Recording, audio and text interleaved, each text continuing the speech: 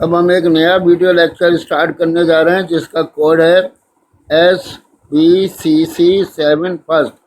इसमें सबसे पहले हम एम्पेरिकल फार्मूले के विषय में बात करेंगे। एम्पेरिकल फार्मूले की यह डेफिनेशन है, empirical formula of A compound is that which shows the ratio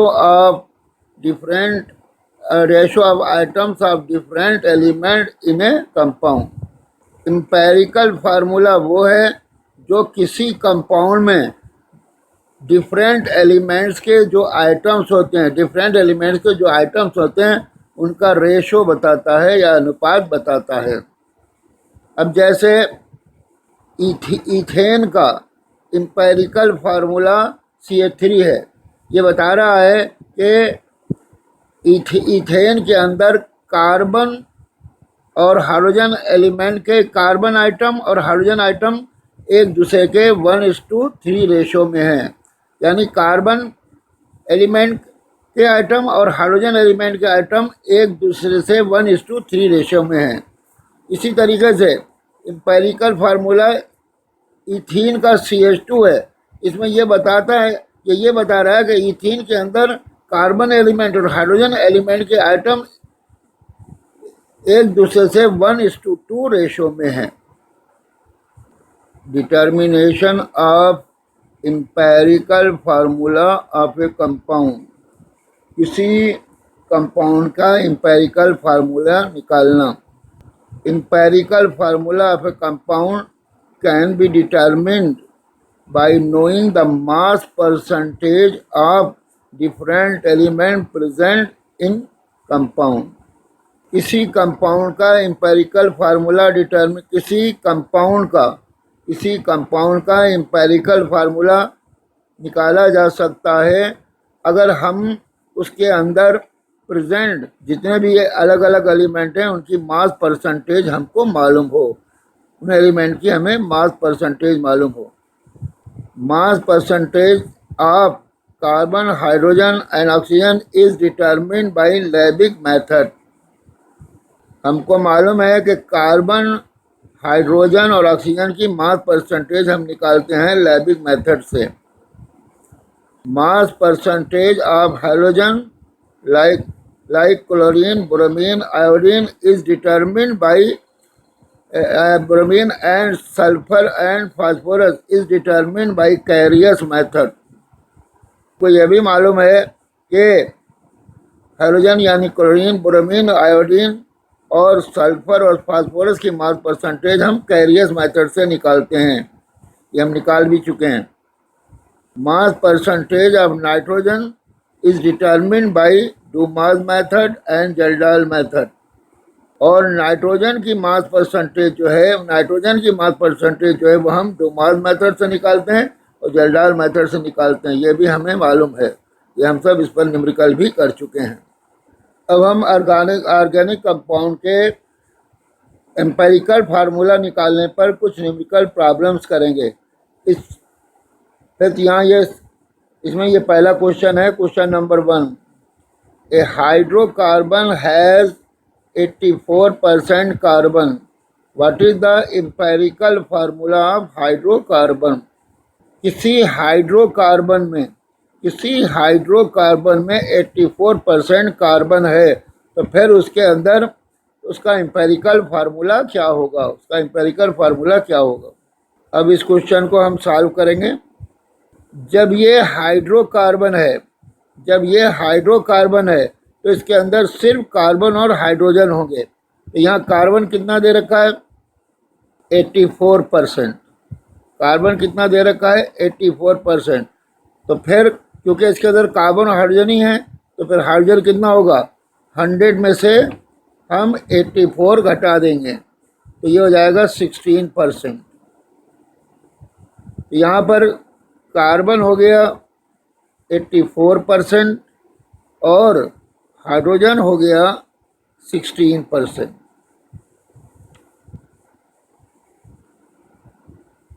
हम आगे के स्टेप्स में इसका एम्पेरिकल फार्मूला निकालेंगे। सबसे पहले हम लिखेंगे यहाँ पर एलिमेंट्स।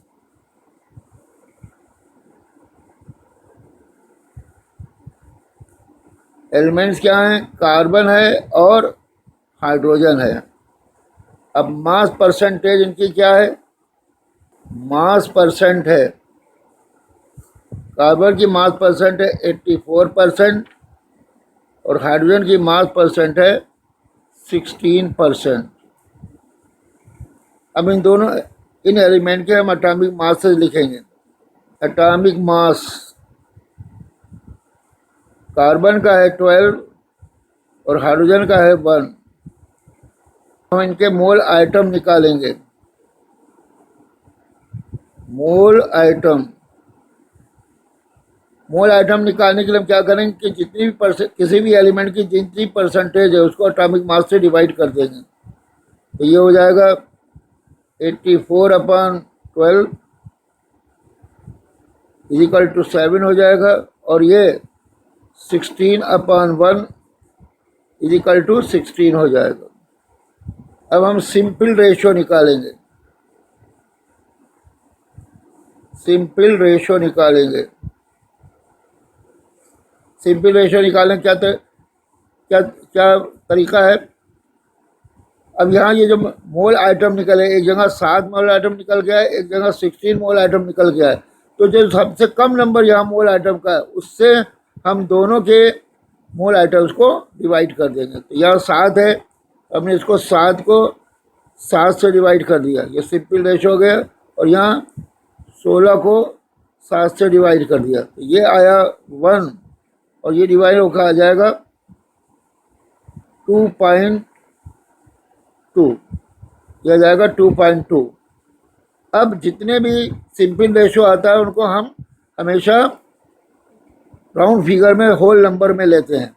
मान लिया जैसे यहाँ पर ये 2.2 आया, ये 2.2 आया। अगर ये 2.5 से ज़्यादा है तो फिर हम इसको अप्रॉक्सीमेटली राउंड फिगर में ले लेंगे 3। और अगर ये 2.5 से कम है तो इसको राउंड फिगर में हम ले लेंगे 2। ये हमें ध्यान रखना है। तो यहाँ ये 2.2 है, यानी 2.5 से कम है तो इसको अप्रॉक्सीमेटली हम ले लेंगे 2। तो यहाँ सिंपल रेशो हो गई कार्बन की 1 और हाइड्रोजन की 2। तो अपने आप एम्पेरिकल फार्मूला बन गया। एम्पेरिकल फार्मूला अपने आप बन गया।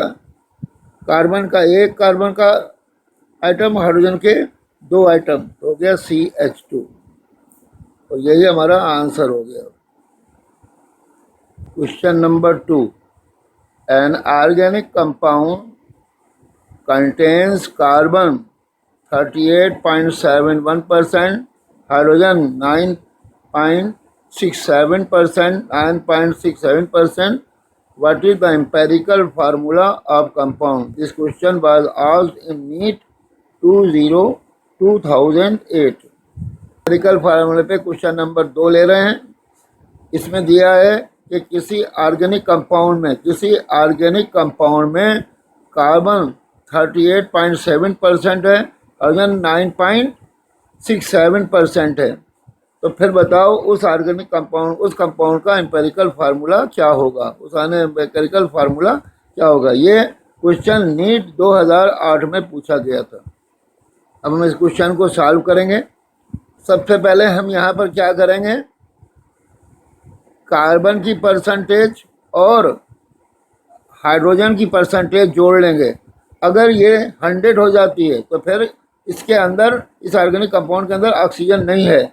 अगर ये 100 नहीं होती, 100 से कम है, तो फिर इस ऑर्गेनिक कंपाउंड के अंदर ऑक्सीजन है। उसके निकालने के लिए हम क्या करेंगे, हम ऑक्सीजन की परसेंटेज निकालने के लिए 100 में से कार्बन की परसेंटेज प्लस हाइड्रोजन की परसेंटेज को घटा देंगे। इस तरीके से percentage oxygen is equal to 100 minus percentage carbon plus percentage hydrogen.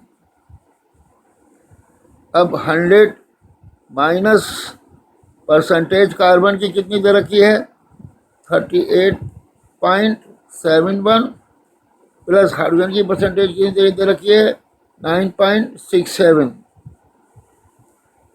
ये घटाने से आएगा 51.62%। तो हमने परसेंटेज ऑक्सीजन निकाल ली 51.62%।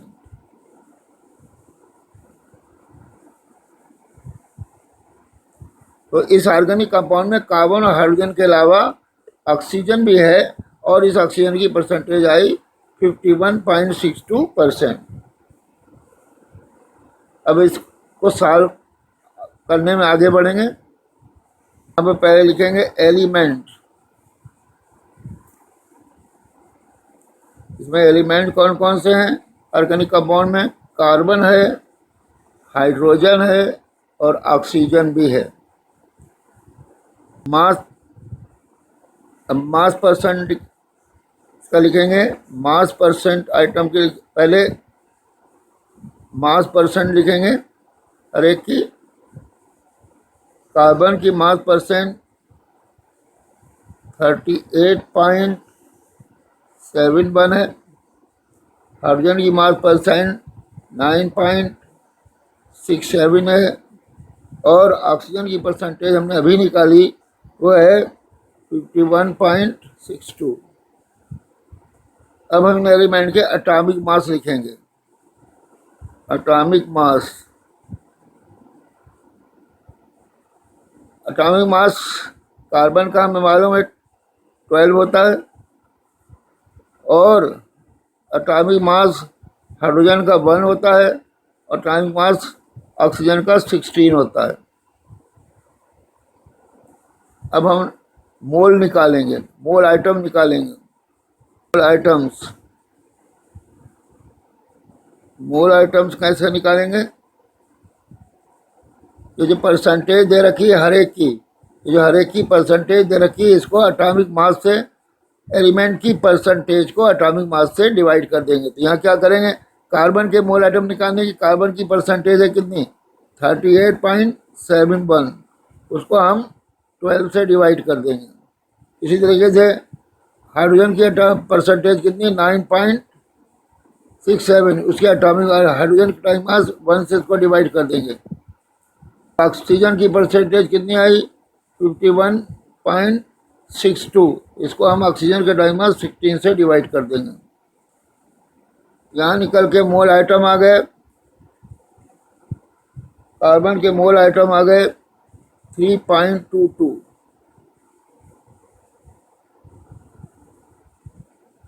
और हाइड्रोजन के मोल आइटम हो गए 9.67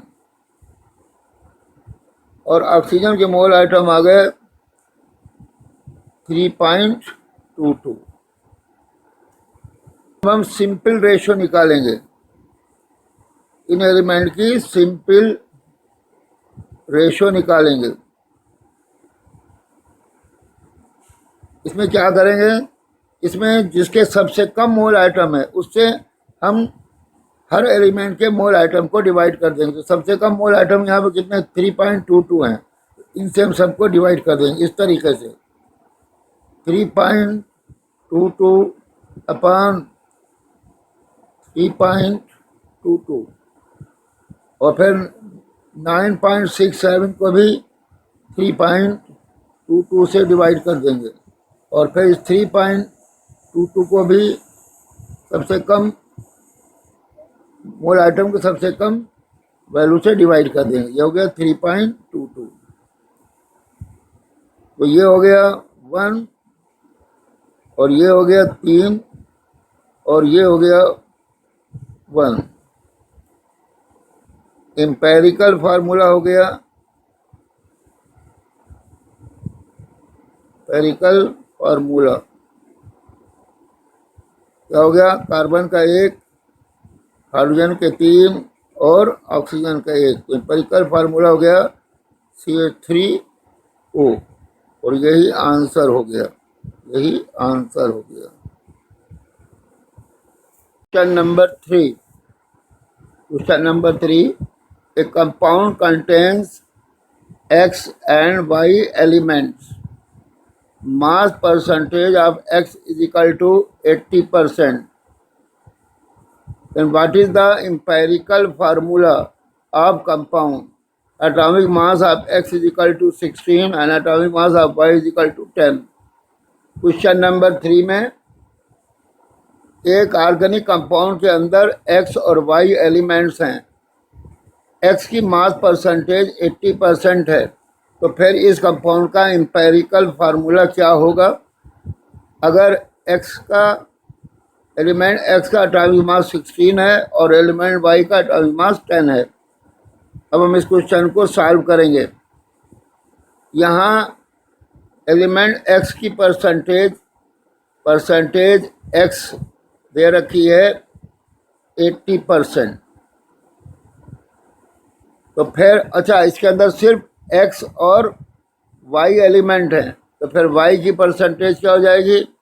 परसेंटेज y क्या हो जाएगी? 100 में से हम 80 घटा देंगे तो परसेंटेज y की आ जाएगी 20%। अब हम इस क्वेश्चन को इन स्टेप्स में सॉल्व करेंगे।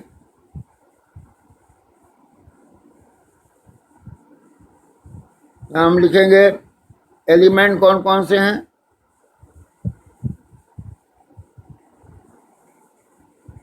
एलिमेंट्स हैं यहाँ पर x और y।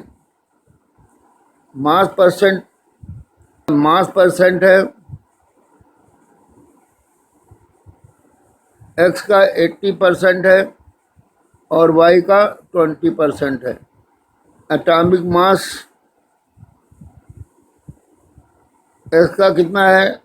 16 और y का 10 है।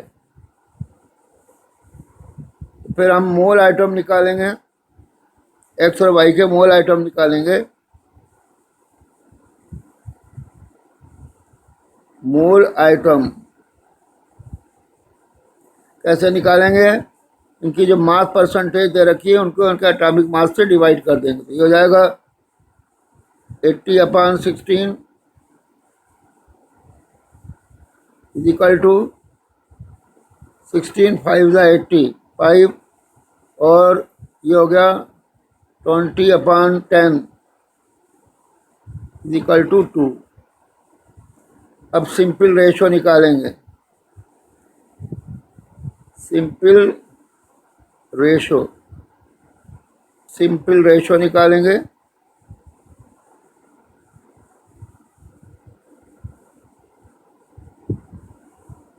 इसके अंदर जहां मोल आइटम का नंबर सबसे कम है उसको हम, जिस एलिमेंट के मोल आइटम का नंबर सबसे कम है उसको हम दोनों एलिमेंट के मोल आइटम से डिवाइड कर देंगे। अब यहाँ x का मोल आइटम 5 हैं और y के 2 हैं, तो 2 नंबर कम है, तो हम क्या करेंगे? 5 को 2 से डिवाइड कर देंगे और 2 को भी 2 से डिवाइड कर देंगे। तो ये हो जाएगी सिंपल रेशो। ये हो जाएगा 5/2, इसके बराबर हो जाएगी 2.5 और ये 2/2 और ये आ जाएगी 1। अब यहाँ पर क्योंकि x की सिंपल रेशो जो है 2.5 है, तो इसको राउंड फिगर में लेना पड़ेगा। राउंड फिगर में लेने के लिए हम इसको 2 से मल्टीप्लाई कर देंगे। जब इसको 2 से मल्टीप्लाई करेंगे तो हमें इसको भी 2 से मल्टीप्लाई करना पड़ेगा। ये हो जाएगा 2.5 × 2 और 1 × 2। ये हो गया 5 और ये हो गया 2। तो एम्पेरिकल फार्मूला हो गया, एम्पेरिकल फार्मूला ऑफ कंपाउंड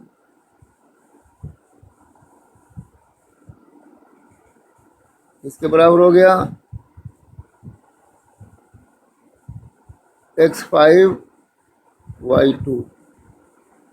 और यही हमारा आंसर हो गया।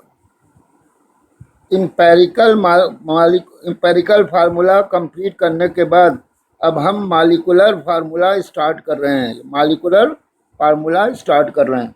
मालिकुलर फार्मूले की क्या डेफिनेशन है?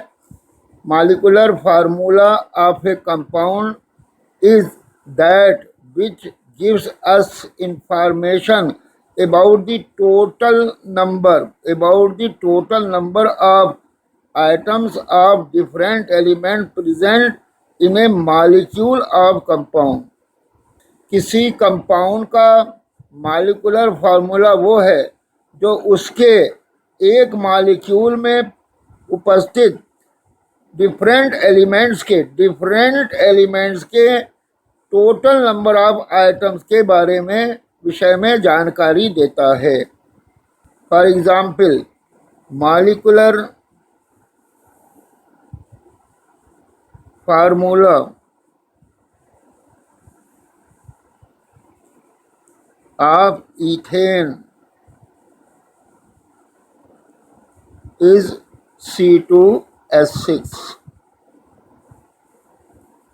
अब ये इथेन का मालिकुलर फार्मूला C2H6 है। अब ये बता रहा है कि इथेन के एक मालिक्यूल के अंदर कार्बन एलिमेंट के टोटल 2 आइटम हैं, कार्बन एलिमेंट के टोटल 2 आइटम हैं और हाइड्रोजन एलिमेंट के टोटल 6 आइटम हैं। This shows that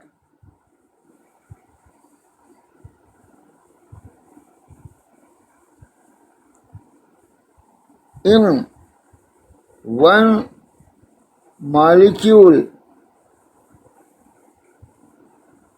of ethane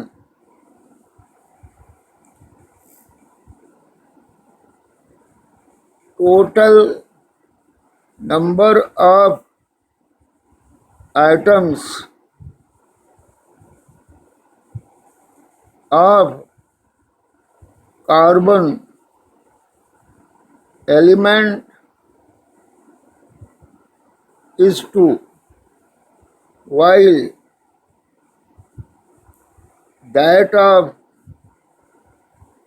hydrogen element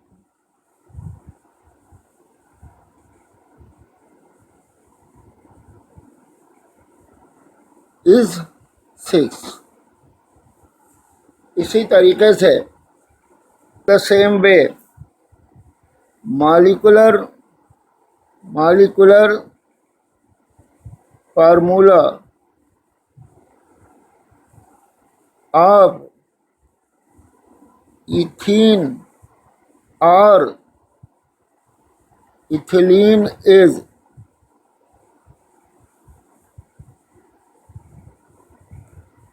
C2H4। इसी तरीके से इथिलीन का मालिकुलर फार्मूला जो है C2H4 है।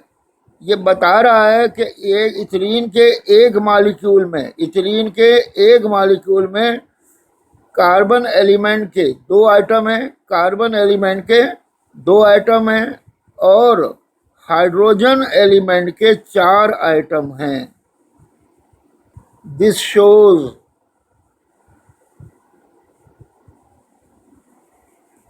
that in one molecule of ethylene number of atoms of carbon element is 2, while that of hydrogen element is 4। Superiority of molecular formula over empirical formula। Molecular formula और empirical फार्मूले में कौन superior है, तो हमें पता चलेगा कि मॉलिक्यूलर फार्मूला जो है वो एम्पेरिकल फार्मूला से ज़्यादा सुपीरियर है। अब इसको समझाने के लिए हम एक कंपाउंड इथेन की एग्जाम्पल लेंगे। इथेन,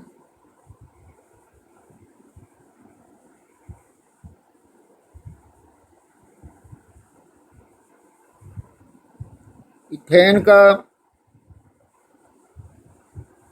एम्पेरिकल फार्मूला है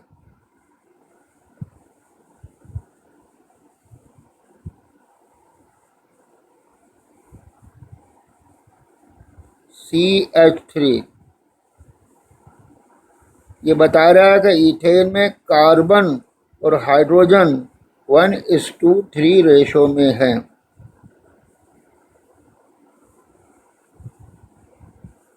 इथेन का मॉलिक्यूलर फार्मूला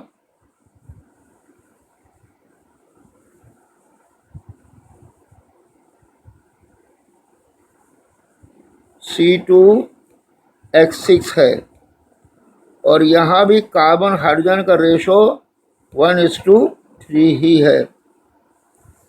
तो इथेन का एम्पेरिकल फार्मूला, इथेन का एम्पेरिकल फार्मूला सिर्फ कार्बन और हाइड्रोजन आइटम का रेशो बता रहा है, जबकि इथेन का मॉलिक्यूलर फार्मूला कार्बन और हाइड्रोजन का एग्जैक्ट नंबर भी बता रहा है और रेशो भी बता रहा है। एग्जैक्ट नंबर क्या बता रहा है कि इथेन में कार्बन आइटम 2 हैं और हाइड्रोजन आइटम 6 हैं, और रेशो वही है 1:3। तो मॉलिक्यूलर फार्मूला हमें रेशो के साथ साथ डिफरेंट हाइड्रोजन और कार्बन हाइड्रोजन आइटम के रेशो के साथ साथ उनका एग्जैक्ट नंबर भी बता रहा है, जबकि एम्पेरिकल फार्मूला कार्बन हाइड्रोजन का सिर्फ रेशो बता रहा है, उनका एग्जैक्ट नंबर नहीं बता रहा है। तो हम ये कह सकते हैं कि मॉलिक्यूलर फार्मूला जो है वो एम्पेरिकल फार्मूला से ज़्यादा सुपीरियर है। Hence molecular formula is superior to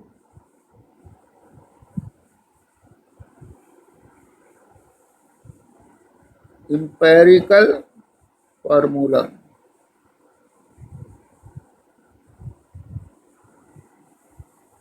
Relation between molecular formula and empirical formula। अब हम मॉलिक्यूलर फार्मूला और एम्पेरिकल फार्मूले में एक रिलेशन देखेंगे जो कि इस तरीके से है। Molecular formula is equal to empirical formula into N. Molecular formula बराबर होता है एम्पेरिकल फार्मूला इंटू एन। अब एन क्या होता है? N equal to molecular formula weight और molecular weight of compound upon empirical formula weight of compound. N होता है किसी कंपाउंड के लिए, एन होता है उसके मॉलिक्यूलर फार्मूला वेट, यानी मॉलिक्यूलर वेट उस कंपाउंड का डिवाइडेड बाय उसके एम्पेरिकल फार्मूले का वेट, उस कंपाउंड के एम्पेरिकल फार्मूले का वेट। अब हम मॉलिक्यूलर फार्मूला और एम्पेरिकल फार्मूला पर बेस्ड कुछ न्यूमेरिकल प्रॉब्लम्स करेंगे। एम्पेरिकल फार्मूला और मॉलिक्यूलर फार्मूले पर बेस्ड न्यूमेरिकल प्रॉब्लम में ये क्वेश्चन नंबर 1 है। In question number 1, the empirical formula of an organic compound is CH2O. The vapor density of the compound is 30. What is the molecular formula of compound? Question number 1 में ये बताया गया है कि किसी ऑर्गेनिक कंपाउंड का empirical formula CH2O है और उस कंपाउंड की वेपर डेंसिटी 30 है।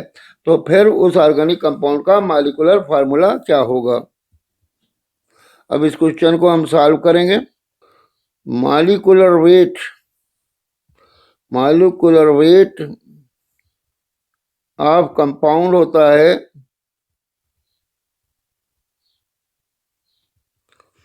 Two into vapour density. अब यहाँ वेपर डेंसिटी कितनी है 30, तो हमने लिख दिया 2 इंटू 30, तो मॉलिक्यूलर वेट हो गया 60। Empirical formula weight of the compound क्या हो गया, इंपेरिकल फार्मूला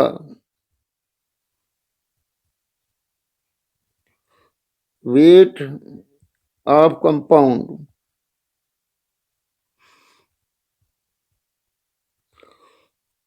इसके बराबर हो गया इज इक्वल टू CH2O, इसका इंपेरिकल फार्मूला है। इसके अंदर जितने भी आइटम्स हैं उनका एटॉमिक वेट लिख देंगे तो ये इंपेरिकल फार्मूला वेट आ जाएगा। कार्बन का एटॉमिक वेट कितना है 12, हाइड्रोजन का एटॉमिक वेट 2 हाइड्रोजन का हो गया 2 और 1 ऑक्सीजन का हो गया 16, तो ये हो गया 30। अब N की वैल्यू क्या हो गई, molecular weight of organic compound यानी 60 और empirical formula weight of organic compound यानी 30, तो ये हो गया 2। N की वैल्यू हो गई 2, देयरफॉर मॉलिक्यूलर फार्मूला इसके बराबर हो गया is equal to empirical formula whole N, तो ये हो गया is equal to molecular formula, empirical formula क्या है CH2O और N की वैल्यू यहाँ कितनी है 2, तो ये हो गया C2H4O2।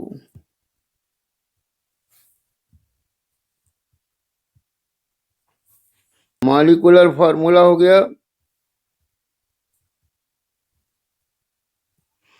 C2H4O2 और यही आंसर हो गया। Question number 2 on molecular formula of A compound. In this question, a compound contains 4.07% hydrogen and 24.27% carbon and 71.65% chlorine. Its molar mass is 98.96 gram. What is the molecular formula of compound? अब ये molecular फार्मूले पर question number 2 है। इसके अंदर यह दिया गया है कि एक कंपाउंड के अंदर हाइड्रोजन 4.07% है, कार्बन 24.27% है और क्लोरीन 71.65% है। तो और इस कंपाउंड का मोलर मास जो है वो 98.96 ग्राम है। तो फिर इस ऑर्गेनिक इस कंपाउंड का मॉलिक्यूलर फार्मूला क्या होगा। यह क्वेश्चन एनसीईआरटी बुक में एनसीईआरटी बुक में दे रखा है पेज नंबर 19 पर। अब हम इस क्वेश्चन को सॉल्व करेंगे और इस क्वेश्चन के सॉल्व करने में सबसे पहले हम इसका एम्पेरिकल फार्मूला निकालेंगे। एम्पेरिकल फार्मूला सबसे पहले इसका एम्पेरिकल फार्मूला निकालेंगे।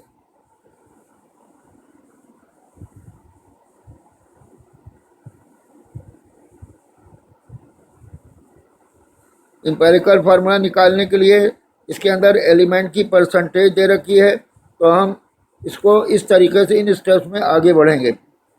अब यहाँ पर एलिमेंट दे रखे हैं,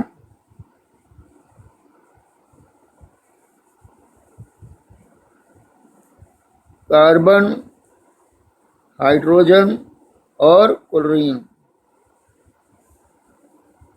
इनकी मास परसेंट दे रखी है, इन एलिमेंट की मास परसेंट दे रखी है। कार्बन की है 24.27%।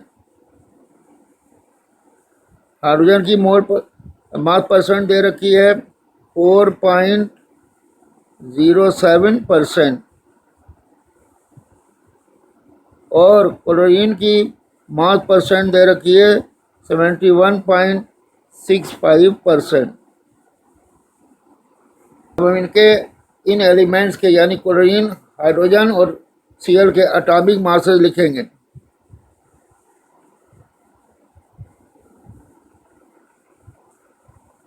कार्बन का एटॉमिक मास 12 होता है, हाइड्रोजन का 1 होता है, क्लोरीन का 35.5 होता है। अब हम इन सारे एलिमेंट्स के मोल आइटम्स निकालेंगे। मोल आइटम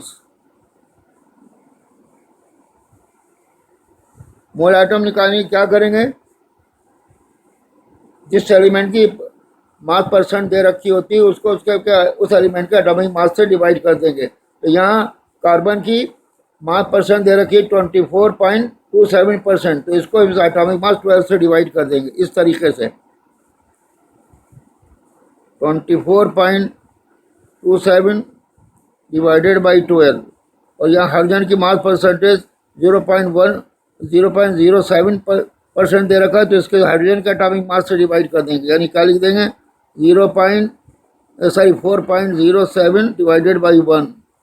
और यहाँ क्लोरीन की मास परसेंट दे रखी है 71.65%, तो इसके इस मास परसेंट को क्लोरीन के एटॉमिक मास यानी 35.5 से डिवाइड कर देंगे। तो इस तरीके से 71.65 अपॉन 35.5। इसके मोल आइटम, कार्बन के मोल आइटम आ जाएंगे 2.02, हाइड्रोजन के मोल आइटम यही रहेंगे 4.07, और क्लोरीन के मोल आइटम भी 2.02 आएंगे डिवाइड करने से। अब इसके अंदर जिस एलिमेंट के सबसे कम मोल आइटम है उनसे हम कार्बन, हाइड्रोजन और क्लोरीन के मोल आइटम्स को, जिसके सबसे कम मोल आइटम हैं उनको, उससे हम कार्बन, हाइड्रोजन और ऑक्सीजन के मोल आइटम को डिवाइड कर देंगे। यानी यहाँ पर सबसे कम मोल आइटम कौन से हैं 2.02, तो हम यहाँ पर कार्बन के लिए कार्बन के मोल आइटम यानी 2.02 को डिवाइड कर देंगे 2.02 से, और हाइड्रोजन के मोल आइटम 0.07 को हम डिवाइड कर देंगे 2.02 से, और क्लोरीन के मोल आइटम यानी 2.02 को भी हम डिवाइड कर देंगे 2.02 से। मतलब अच्छा, ये हम निकाल क्या रहे हैं, सिंपल रेशो निकाल रहे हैं। ये हम एलिमेंट की सिंपल रेशो निकाल रहे हैं। तो एलिमेंट की सिंपल रेशो निकालने के लिए जहां मोल आइटम की का मान वैल्यू सबसे कम है, उस मोल आइटम के उस मिनिमम वैल्यू से हम जो जितने एलिमेंट्स होते हैं उनके मोल आइटम की वैल्यू को, उनके मोल आइटम की वैल्यू को इससे कम वाली वैल्यू से डिवाइड कर देते हैं। तो जैसे कार्बन के मोल आइटम आए 2.02, उसको डिवाइड कर दिया सबसे कम वैल्यू 2.02 से।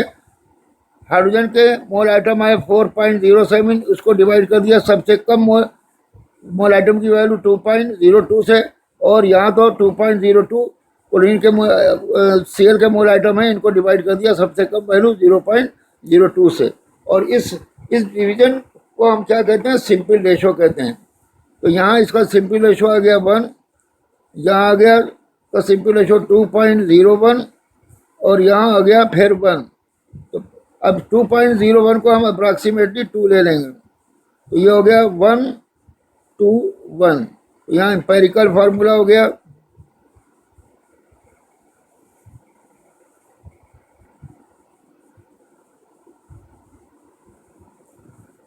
कार्बन का एक है, हाइड्रोजन के दो हैं और क्लोरीन का एक है, तो ये हो गया CH2Cl।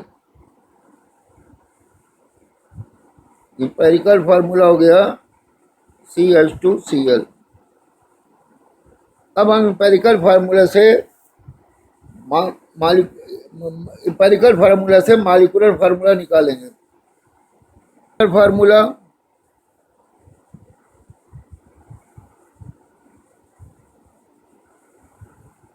बराबर होता है empirical formula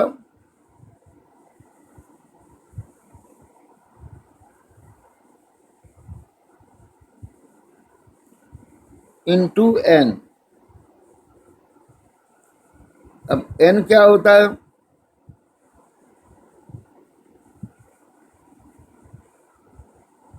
molecular formula weight और molar mass of compound in grams divided by empirical formula wait. Empirical formula weight of compound.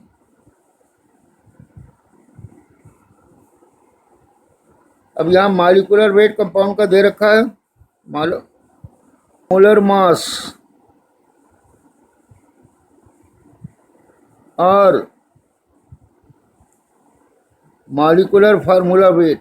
Molecular formula weight दे रखा है यहाँ पर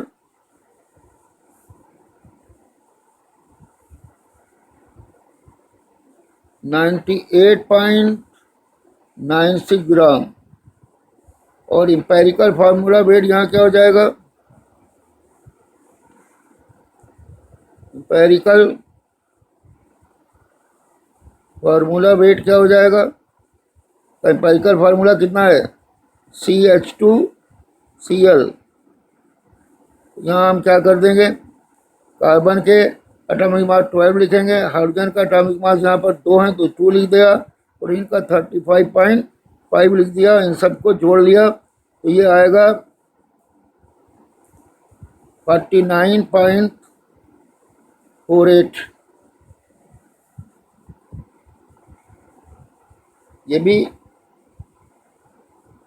48 ग्राम। अब N की वैल्यू कितनी हो गई? N की वैल्यू हो गई मॉलिक्यूलर फार्मूला वेट यानी 98.96 अपान एम्पिरिकल फार्मूला वेट यानी 49.48, तो ये बराबर आएगा 2। यहाँ N की वैल्यू हो गई 2। तो फिर मॉलिक्यूलर फार्मूला किसके बराबर हो गया? Molecular formula equal to empirical formula क्या है? मॉलिक्यूलर फार्मूला इक्वल टू, यहाँ एम्पिरिकल फार्मूला क्या है?